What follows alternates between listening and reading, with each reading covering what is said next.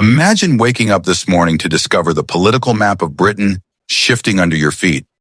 Nigel Farage and Reform UK have stormed a victory in 4 council by-elections overnight. 4. In a single night. What does that tell us about the mood of the nation? Are the British people finally turning their backs on Labour and the Conservatives alike? Or is this just a protest vote that will fade away once the general election comes? Let's look at the numbers. In ill-tied Vale of Glamorgan, Reform captured 31.3% of the vote from nothing. They hadn't even contested the seat back in 2022. Yet now they've barged in and pushed their way to the front. Meanwhile, established parties slid backwards. Does this look like an accident to you? Or is it evidence of a powerful new force emerging on Britain's political stage? Source: BBC News. Then in Stotfold, central Bedfordshire, Reform secured 30.8% of the vote. The Labour Party, once confident it could ride a wave of anti-Tory anger straight to number 10, was shoved into 3rd place. Just think about that. If Labour can't even hold its ground in local wards, what chance does it have of winning over the country at large? Or is Keir Starmer's safe pair of hands image starting to crumble already? Source: GB News. Next, we turn to Newmarket East in West Suffolk. Another Reform gain. This time 29.7% of the vote, stripping Labour of yet another seat and leaving them languishing in 4th place. How must it feel for Starmer's party to be pushed down again and again by a movement many dismissed as a sideshow? Does this remind you of other European political earthquakes, like the rise of the Freedom Party in the Netherlands or Italy's League? Could Britain now be on the verge of its own populist revolution? Source: UK government data. But the real earthquake came in Walsall. Reform obliterated the competition in the Pelsall ward, winning a staggering 45% of the vote. Yes, 45%.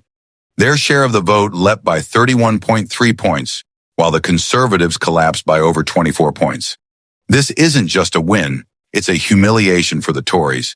And it begs the question, are we witnessing the death of the Conservative Party as we know it? Or can they somehow claw their way back? Source: The Guardian. Now let me ask you directly, if you were a voter in these wards, would you stick with Labour and the Conservatives, who've had decades to prove themselves?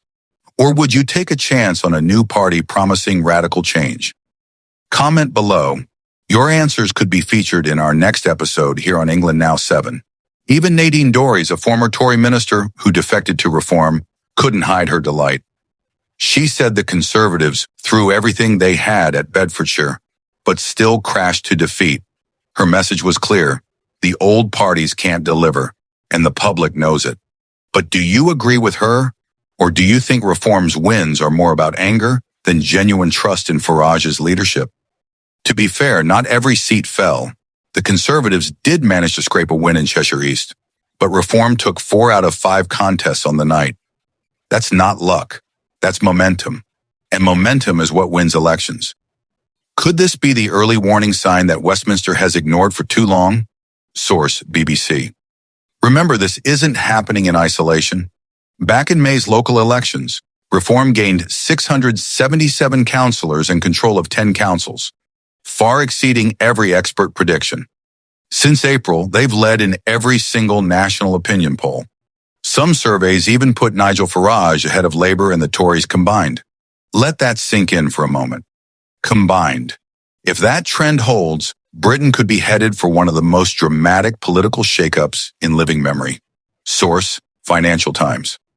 So here's the big question. What happens if Farage actually makes it to number 10? Would he rip up asylum agreements and shut down the endless appeals process? Would he take Britain even further away from Europe than Brexit ever did? Or would voters discover that promises of radical change are easier said than done? Think about it. Labour is under pressure, the Conservatives are collapsing, and Reform UK is rising fast. Is this simply a protest against years of broken promises? Or are we watching the birth of a new political era? If Reform can keep this pace, what would Britain look like in 5 years' time? And here's where you come in. Do you believe Nigel Farage is the man to deliver real change for Britain? Or is Reform UK just the latest political vehicle for frustration, destined to rise fast but burn out just as quickly? Share your thoughts in the comments. We'll be reading them, and your voice matters. One thing is certain, the ground beneath Westminster is shifting, and neither Labour nor the Conservatives can afford to ignore it. For too long, politicians have assumed voters have nowhere else to go. But last night's results tell a very different story. So I'll leave you with this. Is Britain finally ready to tear up the old two-party system? Or will reform surge turn out to be another false dawn? The answer, my friends, may come sooner than anyone thinks. You're watching England. Now 7. Subscribe, stay tuned, and join the conversation.